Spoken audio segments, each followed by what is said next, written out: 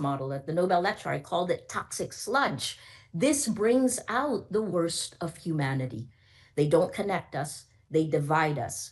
And in that division, they've enabled the collapse of cooperation and the rise of illiberal leaders who exploit chaos.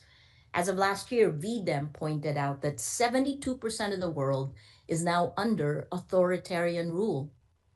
In my country, the Philippines, we lived through this.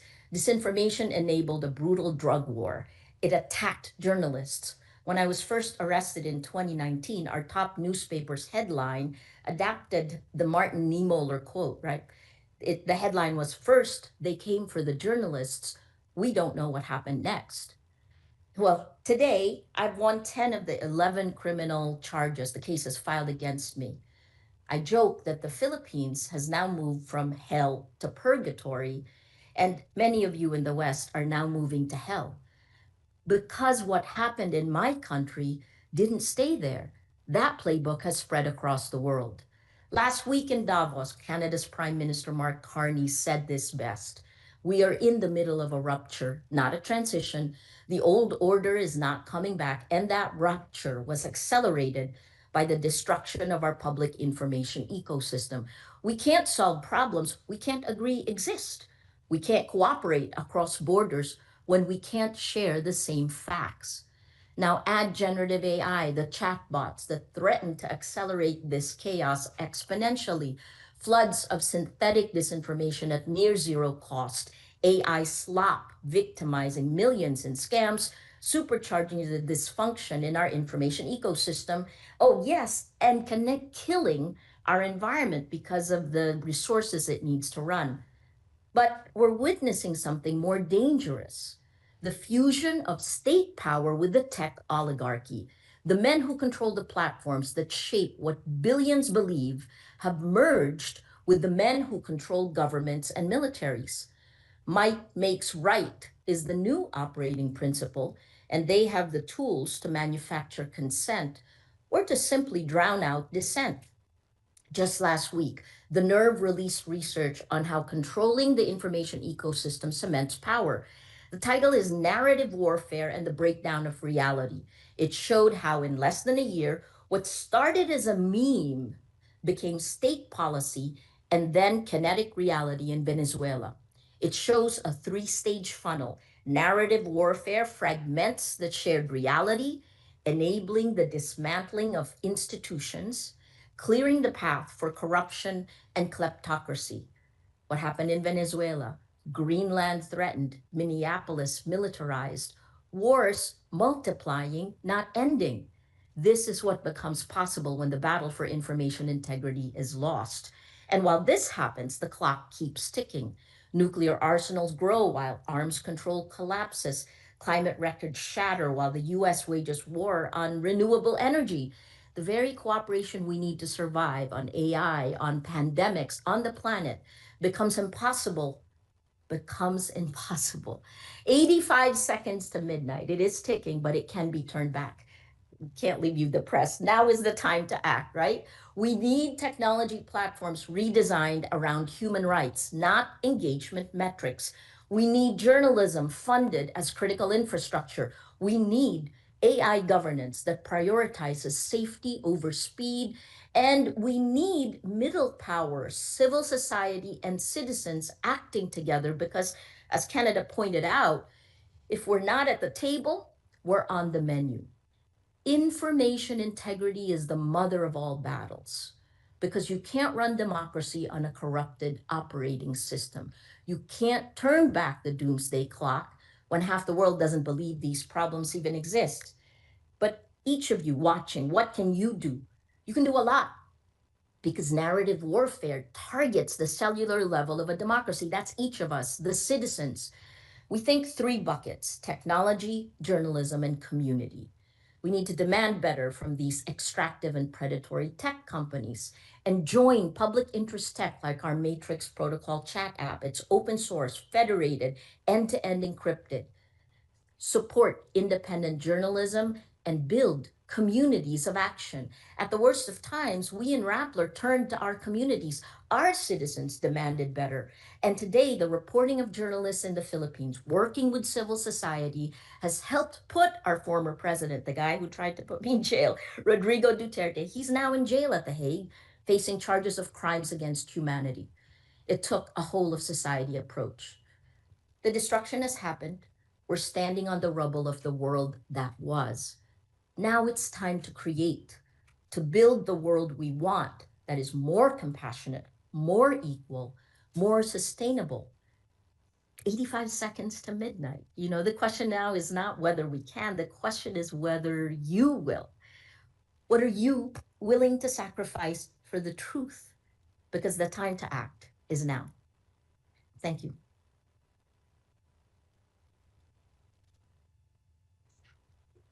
Thank you, Maria, for those powerful remarks. We'll now turn to the press for questions. Thank you. If you wish to ask a question, you may use the raise your hand function and your line will be unmuted when it's your turn to ask a question.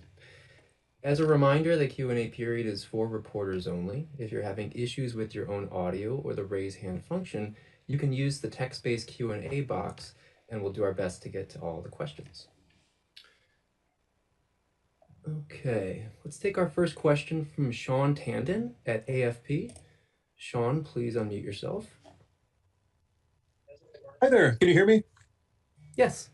Thanks for doing this. A couple of you touched on this in the comments, the situation in Minnesota. I was wondering if you could, I know this is global, not just the US, but I was wondering if you could describe how much Trump's first year in office affected your the decision to move the clock. I know last year there was some talk that he's already talking about peace and cooperation, at least rhetorically. Is there a disappointment? Is there to what extent have Trump's actions in the first year of his second term influenced this decision?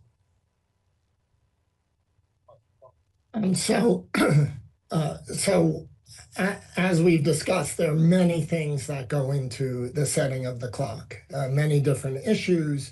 We worry about climate, we worry about the nuclear threat, and of course we also worry about mis and disinformation. And we mentioned explicitly, we worry about the rise of autocracy and, as Maria eloquently described, sort of the erosion of democracies globally. So all of these things go in. There have been some actions that have made things much worse. There have been some actions that maybe give hope. What we do is we kind of combine all of these things. We don't divide it into what has this person said or done and how does that now. We look at it holistically and then make our assessment. So it's hard to point at any one thing and say this was responsible for 1.3 seconds. Instead, we really try to capture the full sense of the world. And in our assessment, the full sense is bad. We're now jumping 4 seconds, which is a large jump, to 85 seconds, which is the closest it's been ever. So the main message is we should be worried, but there are many things that can be done that would turn back the clock. This is a fundamentally optimistic exercise. The whole point of this is there are ways to turn back the clock. We need to band together and take those actions. It's in all of our interests to do so. Great, let's take our next.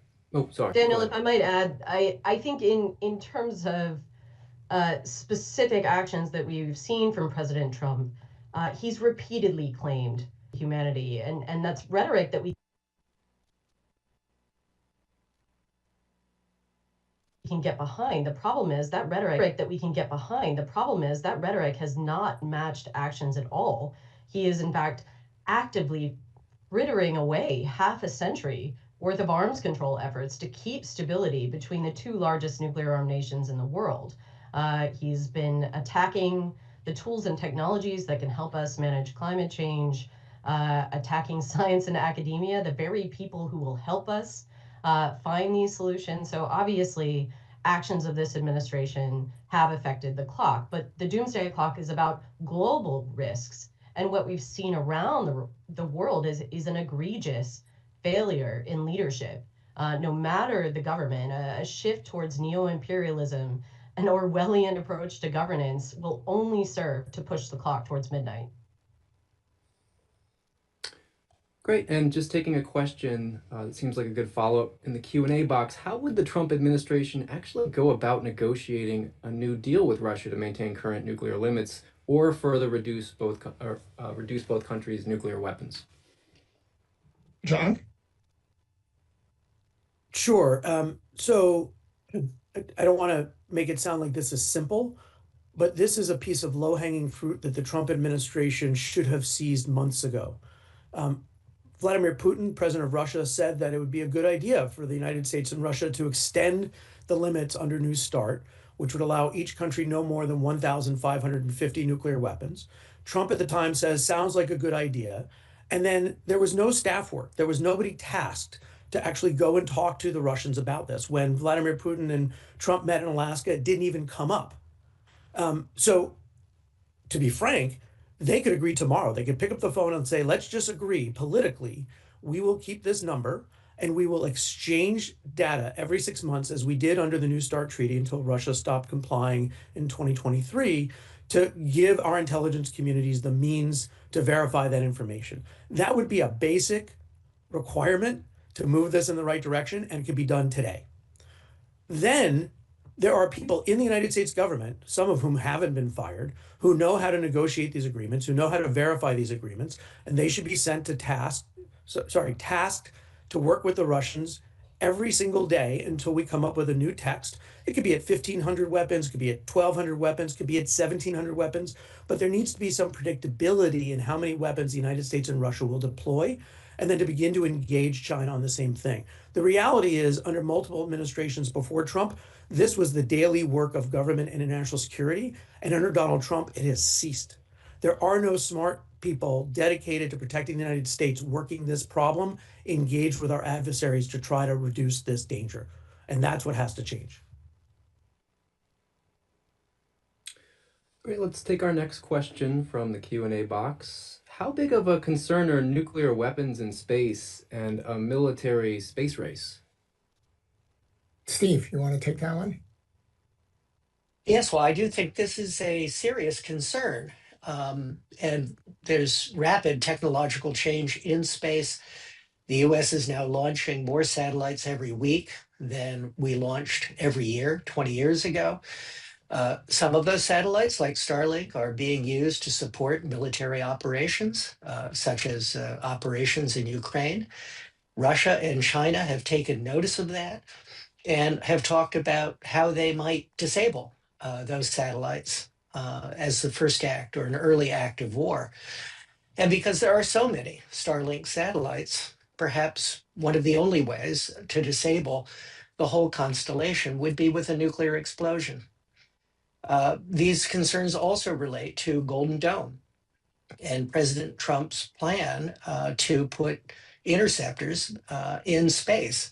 That's another case where many thousands of interceptors would be needed, and Russia or China might counter that deployment by stationing nuclear weapons in orbit, by using nuclear weapons in space.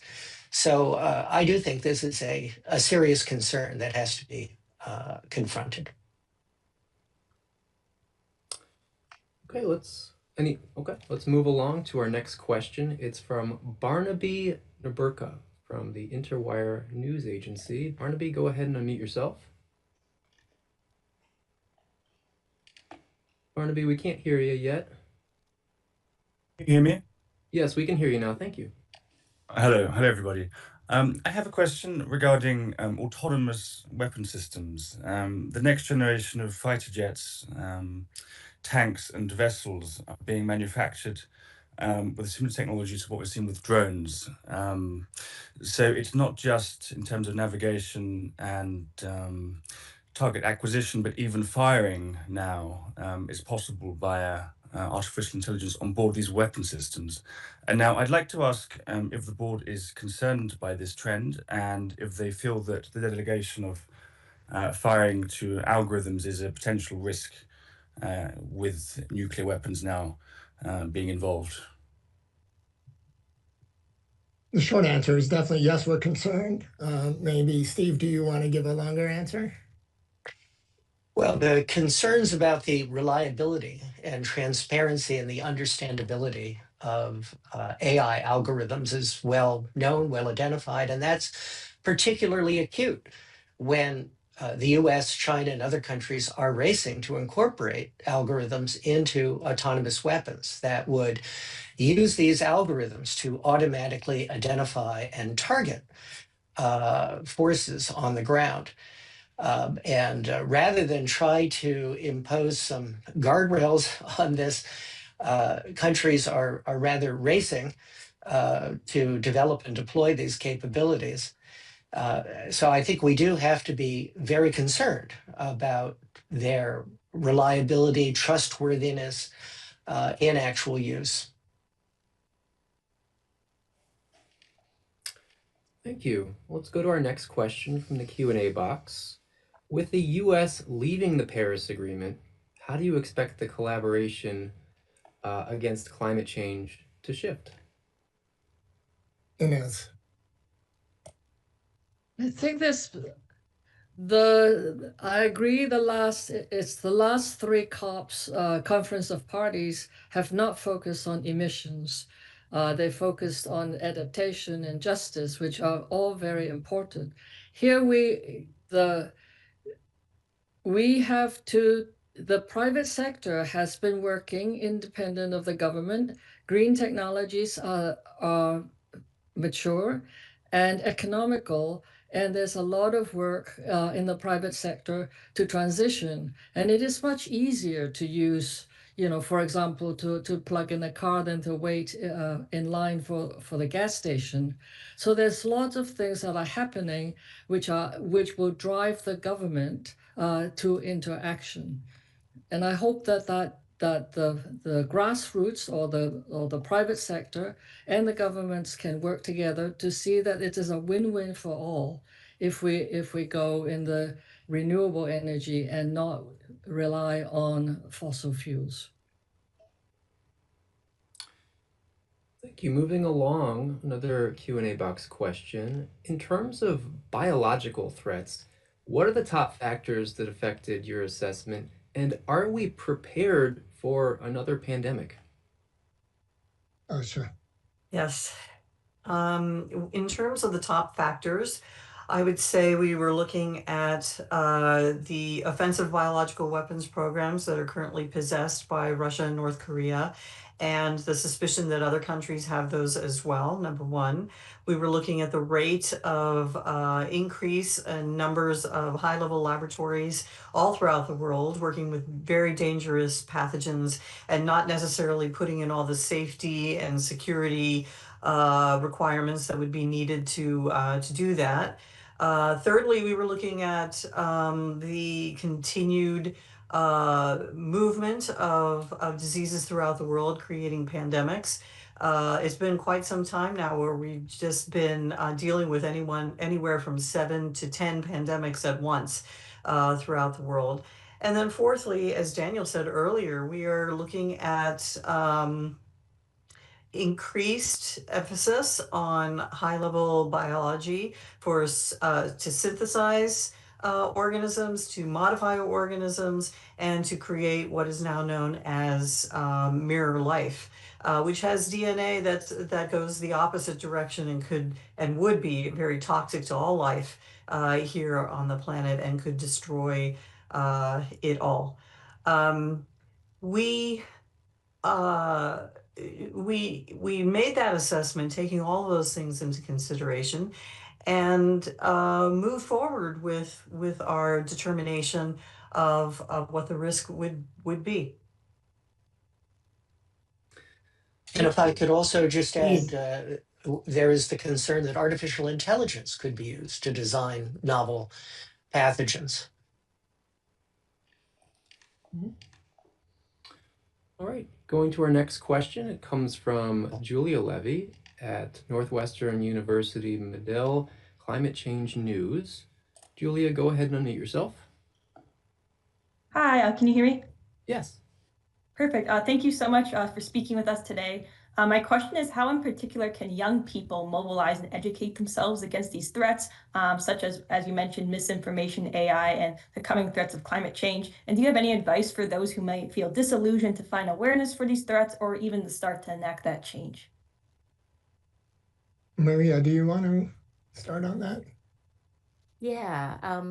Look, I keep saying in the Philippines, it was the young people that led it, right? The first step is really make sure you have facts. And so, how do you have a shared reality? You start with yourself and your family and friends, the shared reality you build. Then you bring your community together. We say we build communities of action.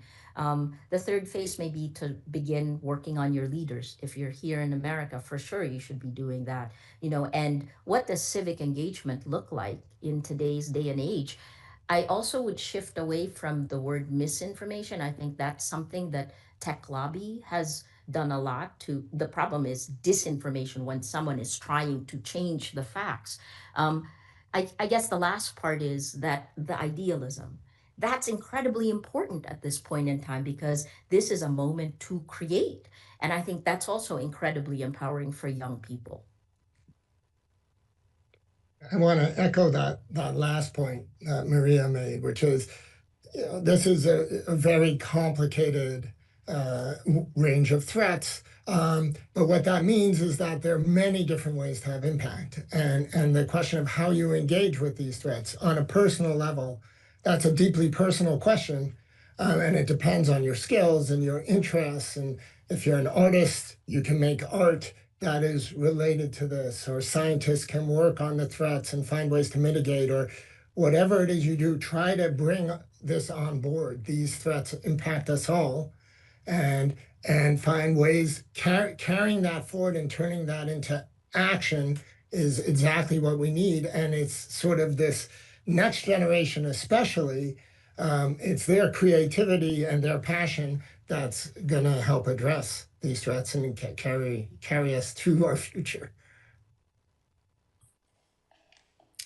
Great. Let's take another question from the Q&A box. Given the current dangerous directions we're on, where can we see a sign of hope that the clock can be turned back? Are there any practical examples of specific projects that could reverse the pattern if implemented? Um, you know, positive notes, anything like that? Alex, please. Yeah, I think these problems can seem overwhelming if you simply focus on the volume, the scale, the interconnected nature of all these threats. But I think the thing to remember is these are human-caused existential threats. We created these problems, and thus we have the ability to fix them. And it can't be done all at once. There's no single elegant solution for any of the problems that we're facing, but these problems are solvable. So like Maria and Daniel said, simply availing yourself of the information, re-entering this conversation that, quite frankly, I think a lot of people have been happy to keep the public out of, is re-enter, get information about these threats, talk with your communities, with your civic groups, with your friends, with your families, ask your elected leaders at every level what they're doing about these issues. Every time we've been able to turn back the hands of the clock, it's been because we had scientists and experts working to find solutions, and a public that was demanding action, a public that demanded to see these tools, technologies applied for helping humanity, not harming it. So whether it's getting back to the table on arms control agreements, demanding that our leaders go to the negotiating table, demanding that we take the steps to push back against climate change and extreme weather, something many people around the US at least are experiencing today. These are all things that we can continue to work on, but they won't go away just by ignoring them. And there's no doubt that the scale of problems that people face on a day-to-day level can be consuming. But if we get these problems wrong, nothing else will matter. So we need people to incorporate this into the challenges that we're facing, but together we can make a difference. Maria. Yeah, I think there are many success stories on every single one, but one of the things we need to realize is that Our public information ecosystem will not give it to you. You have to actively create your shared reality so you find the facts. So you heard from the scientists here and the experts of the Bulletin of Atomic Scientists, but beyond that, you once you have the shared reality, then you can act together. That's important for any democracy, right? And I'll use us as an example in the Philippines. By all intents and purposes, I should probably be in jail, right? Rappler should have been shut down. Our lawyers told us in 2016 we were crazy to keep doing our jobs, but we did. I think the last part we haven't really mentioned is values, right? Remember the shared values we have that brought us all together, that created this peaceful world. And then you move forward on that. So look, our shared reality in the Philippines, right? We now have the man who had brutally killed maybe tens of thousands of people. He was arrested in March last year. Rodrigo Duterte is in jail at The Hague waiting for a trial for crimes against humanity. And that is journalists working with civil society. Thank you, everybody. We probably have time for just one final question before we go to closing remarks from our speakers. Let's take this from the Q&A box. Today is actually National Day of Remembrance for Downwinders in the United States and the 75th anniversary of the first atmospheric nuclear test at the Nevada test site. And last year, the Trump administration floated the idea of restarting nuclear testing. What effect would that decision have on the Doomsday Clock? John. So we don't get into the business of predicting if the government does this or if that person does that, then the clock will change this much. We obviously had factored in the statements by President Trump that he was thinking about restarting nuclear testing, and then the confusion that was created. There's no doubt from my point of view as an expert that any country restarting nuclear tests would be incredibly damaging, both to the planet. We stopped testing nuclear weapons because it produces highly radioactive contaminated material, but also because it would be a serious negative impact on global stability and security. If the United States were to resume nuclear testing, Russia and China would rapidly follow suit. They would be able to make much more progress in modernizing their nuclear weapons than the United States ever could, because our weapons and our testing program actually was much more advanced when we shut it down in 1991. And so from a US point of view, it would be a loss in security, but it would also normalize nuclear weapons, nuclear testing, and nuclear threats even more than they have been. And that can only be a step in a negative direction. There is no world that is better off when major countries are exploding nuclear weapons and hinting that these things are usable and that we're prepared to use them. That's just the basic requirement. You don't need to be a member of the Science and Security Board to recognize that as a negative development. Okay. That's all the time we have for questions, and we're going to go next to closing remarks from our speakers. So thank you all for your questions. I'd like to give my colleagues a chance for brief closing statements. Alex, why don't you go first? Thanks, Daniel. First, thanks so much to the people around the world that read and support the Bulletin. I'm glad so many people are watching today, and I hope your interest will extend to reading the Bulletin. And for 80 years, we've been connecting the world's leading experts on existential risk directly to the public and to policymakers, including by outlining our relative level of risk via the Doomsday Clock. But it's important to remember that the clock does not predict the future. It illuminates our current reality. The clock has turned back before, and it can again. People around the world, as I said, must demand their leaders combat the risks that threaten us all, or perhaps find leaders that will. For hope and inspiration, look to the brave civil servants, service members, journalists, experts, advocates, artists, citizens that continue to fight every day for a better future. We and they know our current trajectory is unsustainable. While these challenges can seem overwhelming, everyone watching today, everyone around the world has agency. No one can do everything, but everyone can do something. With 85 seconds left to midnight, we have to come together and we have to push for change. Thank you. Thanks, Alex. Steve? The pace of technological change is accelerating in artificial intelligence, autonomous weapons, biotechnology, and in space. Companies and countries are engaged in a headlong race for dominance. Citizens need to demand that their governments do more and cooperate to identify and mitigate the risks of disruptive emerging technologies. Thanks, Steve. Inez? Well, civilization is in transition from one that's powered by fossil energy to one that is powered by renewable energies. Much of the technologies for renewables are mature and affordable. And we just need to fight climate change. Not only do we have to do our own parts, but we need the leadership to work together to implement the solutions on a global scale. Thank you. Thanks, Inez. Asha? Yeah, I would say that just the way disease is pandemic and all around the world, people who can do something about these issues, including disease, are also all around the world. We can do a great deal if we work together and if we figure out what our common areas are of concern. We can shape the global future. We can do that. We do it every single day. We just have to get organized and get on top of it. But it is possible. It is fully possible. We just have to make it a priority and move forward. Thanks, Asha. John?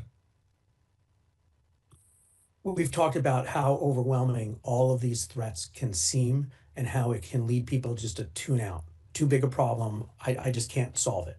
The reality is that all of these problems are solvable. These are all human manufactured problems, and we have both the technology and the capability to reverse them if we make a commitment. Just as an example, the United States is going to spend $100 billion this year modernizing and building new nuclear weapons, and we're not going to spend 1/10 of 1% on that in pursuing technologies to verify the elimination of nuclear weapons.